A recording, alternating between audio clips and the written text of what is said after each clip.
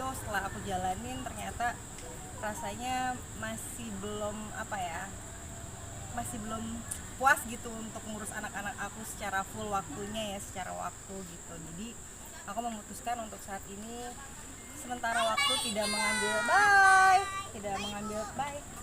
pekerjaan di stripping dulu, tapi lebih fokus untuk ngurus anak-anak dan mendidik anak-anak aja sih gitu. Karena apa ya, untuk menjadi seorang ibu, untuk hanya membesarkan saja sebenarnya mudah ya gitu, tapi untuk mendidik anak, untuk menjadi seseorang yang baik nantinya, um, bisa jadi anak soleha, sukses, itu kan nggak mudah gitu. Jadi ya sekarang harus ada yang dikorbankan, entah itu pekerjaan atau menjadi seorang ibu. Jadi aku mengorbankan pekerjaan itu dulu untuk menjadi seorang ibu.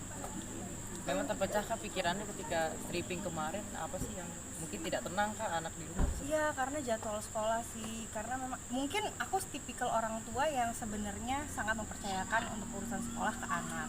Tapi pada saat anakku yang pertama nih udah SD, aku udah bisa kayak pantau dari jauh aja lah, ngelihat gimana perkembangannya dia. Cuman kan anakku yang kedua masih TK gitu, jadi masih butuh bimbingan dan aku masih harus terus terjun langsung gitu. Apalagi sekolah anak kan Islam terpadu, hafalannya itu Masya Allah, hafalan suratnya. Jadi kalau misalnya aku nggak terjun langsung untuk nge-guide dia, kayaknya gimana gitu. Dan apalagi anakku yang kedua kemarin sempet kayak aku bawa ke psikolog juga kan, tantrum banget, emosinya tuh naik turun gitu. Jadinya wah, kayaknya nggak bisa nih kalau dipegang sama mbak, jadi harus aku handle. Dan alhamdulillah semenjak aku handle sendiri, dia lebih disiplin, sekolahnya juga lebih semangat. Jadi memangnya itu dia, peran ibu harus ada sih untuk anak aku. Gimana cara kamu untuk menghadapi tantrum itu? Iya, kemarin wah panjang banget, aku sempet kayak stres, nggak tahu harus kayak gimana ngadepinnya. Jadi aku bawa ke psikolog, sempet terapi 3-4 kali, dan aku menerapkan pola-pola apa ya, pembelajaran untuk anak aku. Kayak misalnya dia nggak boleh nonton YouTube gitu ya, terus nggak boleh pegang gadget sama sekali mungkin 2-3 bulan gitu. Nah itu dia, untuk dia jauh dari gadget atau jauh dari sosial media atau games itu kan sulit sebenarnya, apalagi aku nih kan jadi nggak ada waktu untuk me time gitu.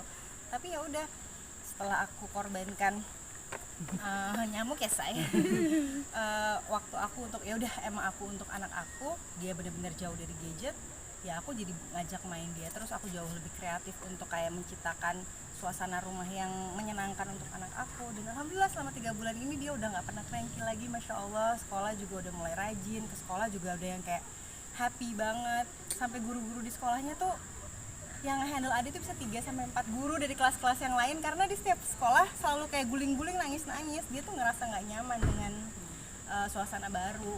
Tapi kamu justru lebih bisa menikmati diri sendiri kah, maksudnya setelah memutuskan untuk vakum terus fokus ke anak-anak? Iya banget lagi. Iya lagi, aku baru benar-benar bisa merasakan jadi ibu rumah tangga tuh seutuhnya itu sekarang. Apalagi aku udah nggak ada mbak ya, maksudnya mbak khusus untuk anak aku tuh udah nggak ada, khusus untuk di rumah aja. Jadi ya udah 24 jam aku sama anak-anak, kecuali kalau nggak tidur sih. Mereka juga udah bisa tidur sendiri. Tadinya tuh nggak pernah bisa tidur sendiri. Sekarang mereka udah kayak punya kamar masing-masing, udah mandiri, udah disiplin semuanya. Sampai menyiapkan makanan juga nggak, Pak? Iya dong, insya Allah. Makanan juga semuanya aku yang siapin, dan mereka tapi udah bisa makan sendiri ya. Tapi mungkin untuk mengajarkan kebiasaan itu, cara Kak Popi sendiri seperti apa sih untuk anak-anak? Lebih tegas sih, bukan berarti galak ya, lebih ke tegas, mendisiplinkan anak-anak supaya anak-anak juga respect sama kita. Karena aku juga sebagai orang tua nggak pengen jadi orang tua yang ditakutin sama anak ya. Aku pingin lebih mereka tuh menghargai aku sebagai orang tua, mereka mengikuti kata-kata aku karena ya memang kata-kata ibu aku tuh benar gitu. Dan aku tidak pernah yang kayak menggurui, jadi aku selalu kayak bertukar pikiran sama mereka. Misalnya kayak kita lagi ada waktu lunch gitu ya, atau nggak dinner, kita selalu bareng-bareng dan nggak pernah ada yang megang gadget, even ayahnya gitu. Jadi kita kayak punya pembicaraan, oke, kita bahas hari ini, misalnya tadi ibu ngeliat loh ada anak di pinggir jalan, dia misalnya minta-minta sama ibunya, menurut kakak gimana? Jadi membuat anak itu lebih berpikir kritis, pakai logika. Kalau seandainya mereka nggak rajin belajar, apa sih yang mereka bakal hadapin ke depannya, kayak gitu-gitu loh. Dan alhamdulillah sih sekarang dengan mereka menggunakan logikanya, mereka kritis, insya Allah aku sama ayahnya juga lebih gampang ya ngedidik mereka gitu.